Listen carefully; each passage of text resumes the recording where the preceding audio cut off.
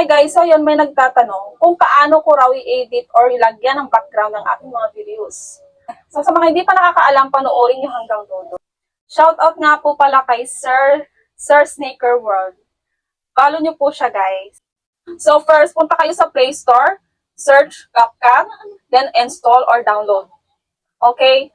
Then, let's go na tayo sa pag-i-edit. Let's go! So dahil may CapCut na tayo, click CapCut.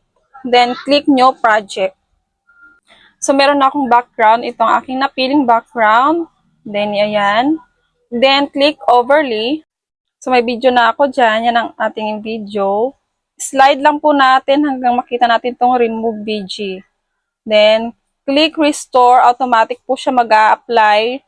Automatic magre-remove ang kanyang background. So, adjust na lang natin ang ating mukha dyan. Ang ating pagmumukha. Ayan. Ayan.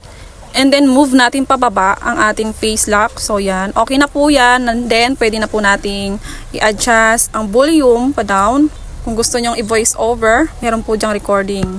So, sa mga hindi pa nakakaalam, please delete po ang pangalan ng CapCut sa last video natin before po natin i-export ang ating videos para iwas copyright or unmonetize kay Algo. Next is, slide po natin yan. Yung ating picture hanggang sa, slide lang po natin yan hanggang sa matapos yung video natin. So, then click Export and Save to Device. So, exporting na po siya ang ating videos. Wait na lang po natin maging 100%. So, yun lamang po guys. Thank you for watching. Please like and share. Thank you so much. Love ya! Mwah!